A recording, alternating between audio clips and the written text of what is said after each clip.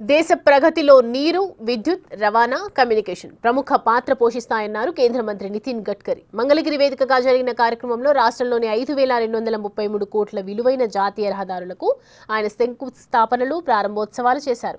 Shipping, పోర్టులు, road అభివృద్ధి చెందితే ఆ దేశం వేగంగా అభివృద్ధి చెందుతుందని చెప్పారు.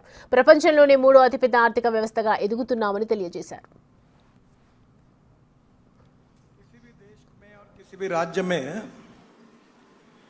विकास के लिए 4 बातें बहुत जरूरी होती है। Water, power, transport and communication. बहुत पहले मैं जब 95-2000 में महाराष्ट्र में मंत्री था तो जॉन एफ कैनेडी जी की एक बात मैंने अपने ऑफिस में लिख कर रखी थी।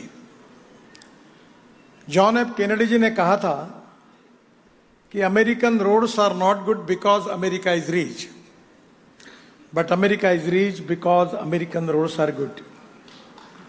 रोड से प्रॉस्पेरिटी आती है और स्वाभाविक रूप से मुझे बहुत खुशी है कि आदरणीय चंद्रबाबू नायडू जी के नेतृत्व में, उप मुख्यमंत्री आदरणीय पवन कल्याण जी के नेतृत्व में आंध्र प्रदेश प्रगति और विकास की ओर बहुत आगे जा रहा है। आगे जाने के लिए 2 इंपॉर्टेंट चीजें बहुत आवश्यक है। The futuristic vision for development and futuristic vision, उसको डेवलपमेंट के साथ उसका इंप्लीमेंटेशन कैसा करना, ये इंपॉर्टेंट है। అభివృద్ధికి, నాగరికతకు రహదారులు చేరమన్నారు ఏపీ ముఖ్యమంత్రి చంద్రబాబు. గడ్కరీ చొరవ చూపటం వల్ల రాష్ట్రంలో కిలోమీటర్ల పొడవైన హైవే రహదారి పనులు జరుగుతున్నాయన్నారు. ఎప్పటికీ మర్చిపోని విధంగా పోలవరం ప్రాజెక్టుకు కేంద్ర మంత్రి నితిన్ గడ్కరీ అండదండలు అందించారని చెప్పారు. రాష్ట్రానికి మరో 20 పోర్టులు రాబోతున్నాయని తెలియజేశారు. నాకు ఏమాత్రం అనుమానం లేదు, ప్రపంచంలోనే నెంబర్ 1 దేశంగా రోడ్ ఇన్ఫ్రాస్ట్రక్చర్ తయారు చేసే శక్తి అటు ప్రధానమంత్రి నరేంద్ర మోడీ గారికి, దాన్ని ఎగ్జిక్యూట్ చేసే సామర్థ్యం గడ్కరీ గారికి ఉన్నాయని చెప్పి కూడా నేను మీకు తెలియజేస్తున్నా.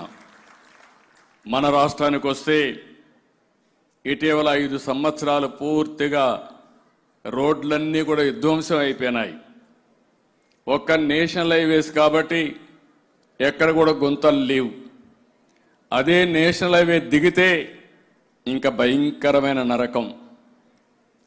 అన్ని రోడ్లు కూడా శిథిలావస్థకి వెళ్ళాయి, చాలా ఇబ్బంది పడ్డాం. ఈరోజు మీరు ఒక్కసారి చూసినప్పుడు 2014 నాటికి మన ఏపీలో 4193 కిలోమీటర్లుంటే దాన్ని 5 సంవత్సరాలు బాగా పెంచాం. 8745 కిలోమీటర్లు రాను ఇంప్రూవ్ అయింది.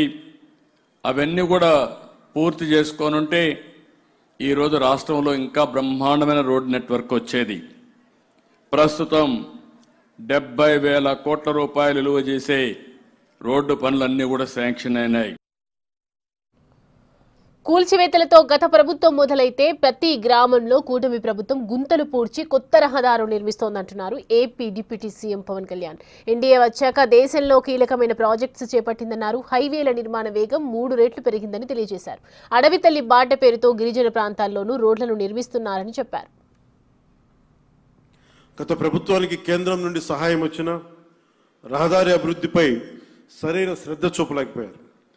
కానీ ఇప్పుడు ఎన్డీఏ కూటమి ప్రభుత్వం స్పష్టమైన లక్ష్యంతో పూర్తి కర్తవ్యబద్ధతతో పనిచేస్తుంది.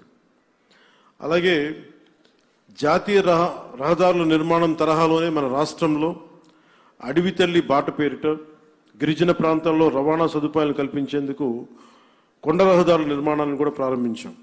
దీనికి మనందరం కూడా చాలా మనస్ఫూర్తిగా ప్రధానమంత్రి గారికి కృతజ్ఞతలు చెప్పుకోవాలి.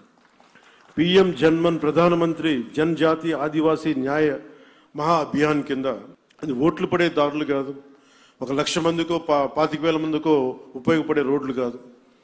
కానీ అభివృద్ధి పథంలో అందరూ బాగుండాలి, అందరూ దీంట్లో భాగస్వామ్యం తీసుకోవాలి అనే ఒక సదుద్దేశంతో ఈ పీఎం జన్మన్ కింద ప్రధానమంత్రి గారు దగ్గర నుంచి పీఎం జన్మన్ పథకం కింద కేంద్ర ప్రభుత్వం నుంచి 550 కోట్ల రూపాయలు మనకు వస్తే 50 కోట్ల రూపాయలు మన ఆంధ్రప్రదేశ్ నుంచి, నరేగా నుంచి దాదాపు 500 కోట్ల రూపాయలతోటి ఈ రోజున అడవి తల్లి బాటని స్వాతంత్రం వచ్చినప్పటి నుంచి కూడా రహదారులు వేయని గ్రామాలకి ఈ రోజున డోలీ మోతలతోటి ఇబ్బందులు పడుతున్న ఆ పరిస్థితిని తొలగిస్తూ రవాణా లేని ఏజెన్సీ గ్రామాలని రోడ్లతో కలుపుతున్నాం.